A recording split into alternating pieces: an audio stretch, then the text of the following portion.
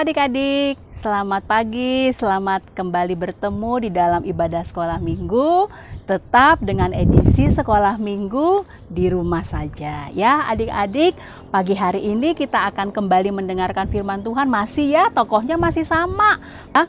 Paulus dan Barnabas berkeliling kota dari Siprus ke Listra ya, ke Yope, kemana-mana dia pergi. Sampai kemudian akhirnya Paulus dan Barnabas kembali ke kota asalnya ya. Awal dia melakukan perjalanan untuk memberitakan firman Tuhan yaitu ke kota Antiokhia.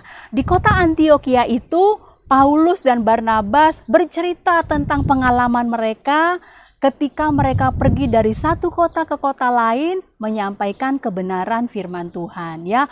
Orang-orang yang ada di kota Antiokhia sangat bersyukur, sangat berterima kasih karena selama perjalanan Paulus dan Barnabas mereka banyak memperkenalkan dan memenangkan banyak jiwa, memperkenalkan Tuhan Yesus dan memenangkan banyak jiwa sehingga percaya kepada Tuhan ya. Paulus kemudian berpikir lagi ya. Paulus ingin kembali melakukan perjalanan seperti yang dilakukan bersama dengan Barnabas. Tetapi kali ini Paulus tidak bersama-sama dengan Barnabas. Paulus mengajak seorang murid Tuhan Yesus yang lain yang bernama Silas ya, bernama Silas.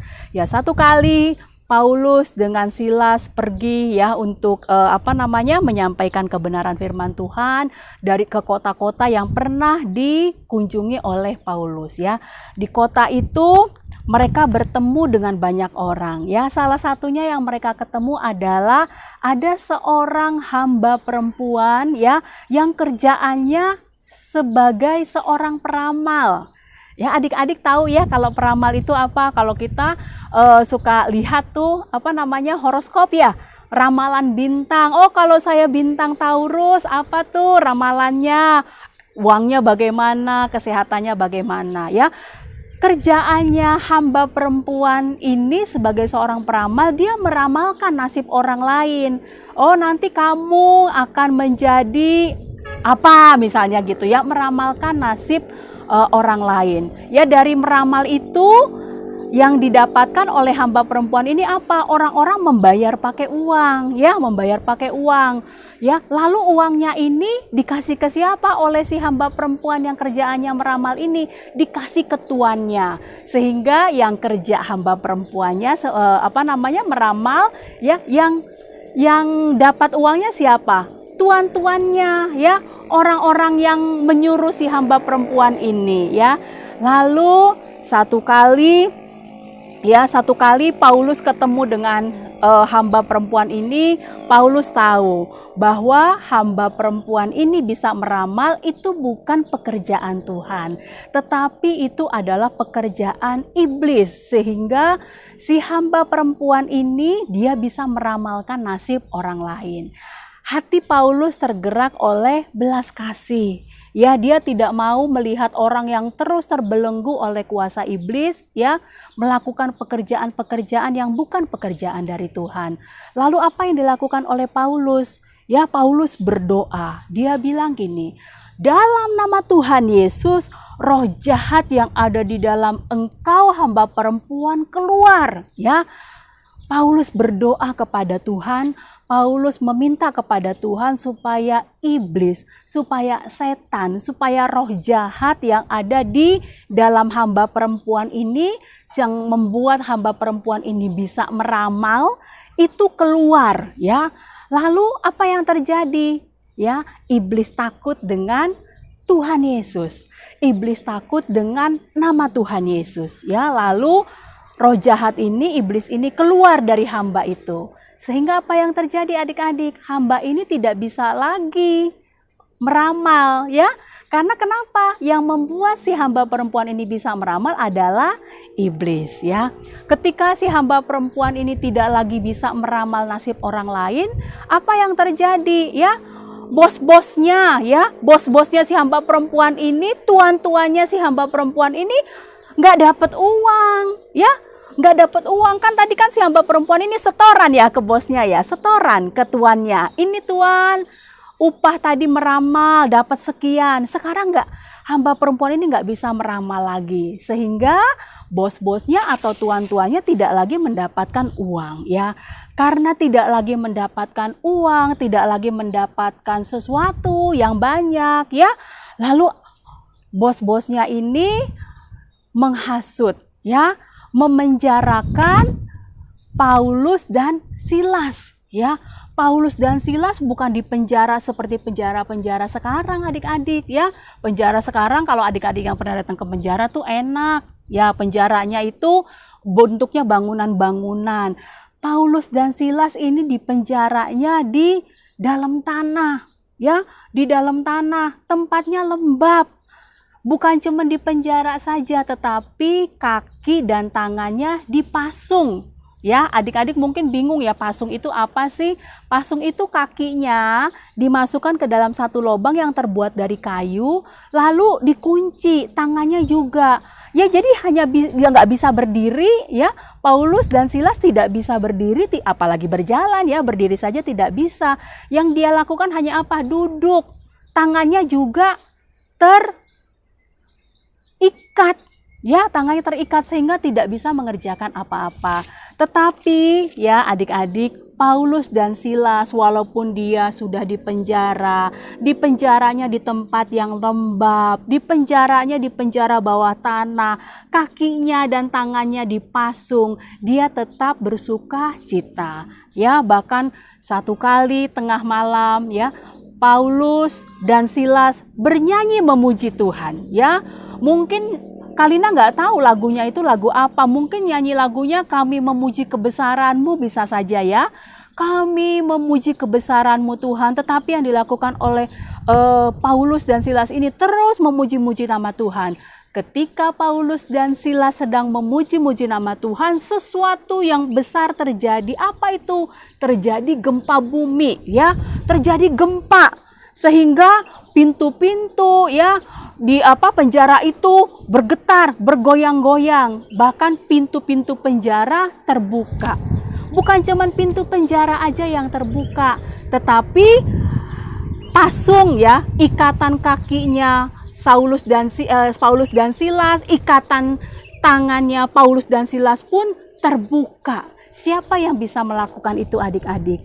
Adalah kuasa Tuhan. Kuasa dari puji-pujian yang dinaikkan oleh Paulus dan Silas itu bisa membuat satu mukjizat, terjadi hal-hal yang luar biasa, yaitu pintu-pintu penjara terbuka, pasung ikatannya, kakinya Paulus dan Silas pun terbuka. Ya, ada satu kepala penjara di sana, ya. Dia takut, waduh, pintu-pintu penjara terbuka. Nanti orang-orang yang ada di tahanan ini, yang ada di penjara ini pada kabur. Nanti kalau kabur, saya akan dipecat. Saya nggak punya pekerjaan lagi, ya. Dia ketakutan. Di tengah-tengah ketakutan kepala penjara ini, Paulus bilang, "Hai kamu kepala penjara, nggak usah takut. Kami semua masih ada di sini." Ya, si kepala penjara itu percaya kepada Paulus, percaya kepada Silas. Lalu apa yang dilakukan? Paulus dan Silas dibawa ke rumahnya kepala penjara ini setelah Paulus dan Silas dibebaskan. Dan kepala penjara ini adalah menjadi orang yang percaya kepada Tuhan Yesus. Ya adik-adik, kita lihat di sini, ya. Mungkin kita menganggap sepele puji-pujian, cuma nyanyi gitu doang, cuma nyanyi, aku anak raja, engkau anak raja, kita semua anak raja.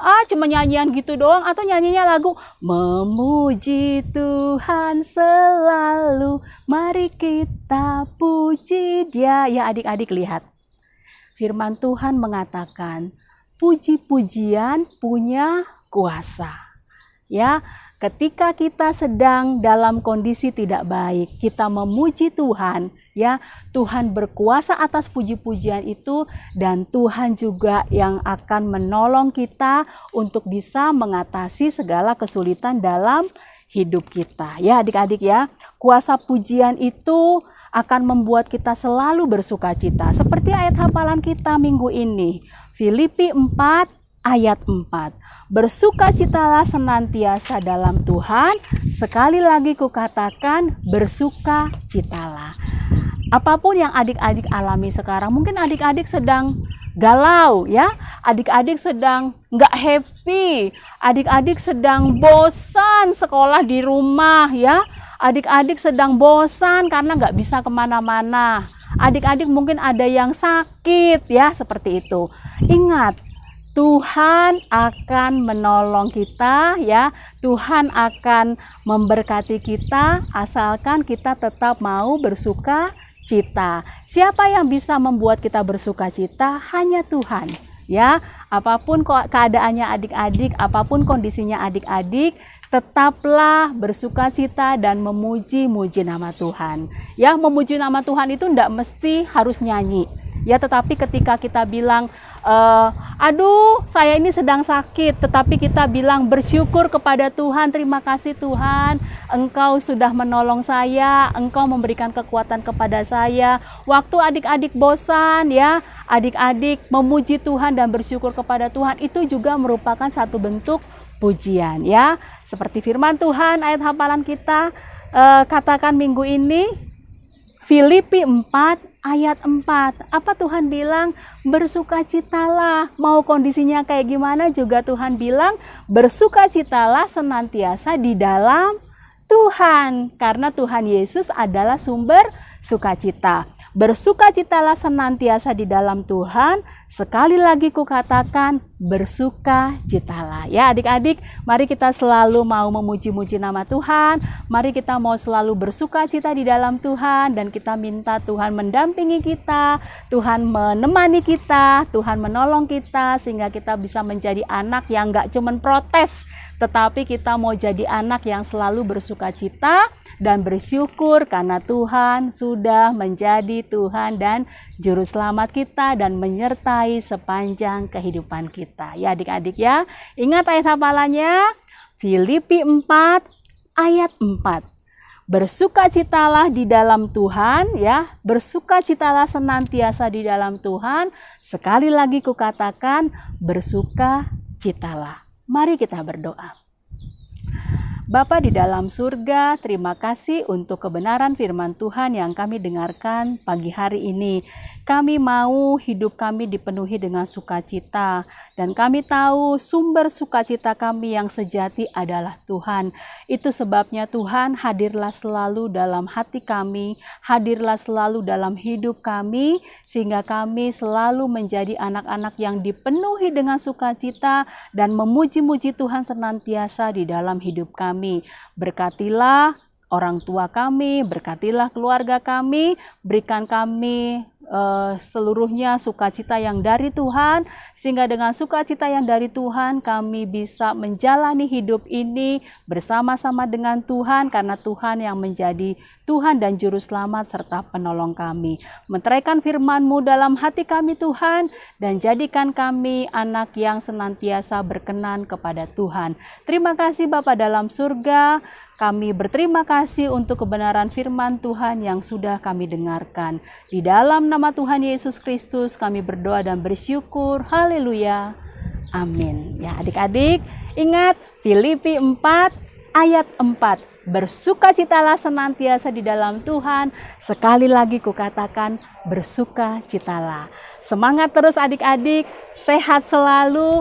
Tuhan Yesus memberkati kita semua. Dan sampai bertemu minggu depan dalam ibadah sekolah minggu, tetap dengan edisi sekolah minggu di rumah saja. Tuhan Yesus memberkati.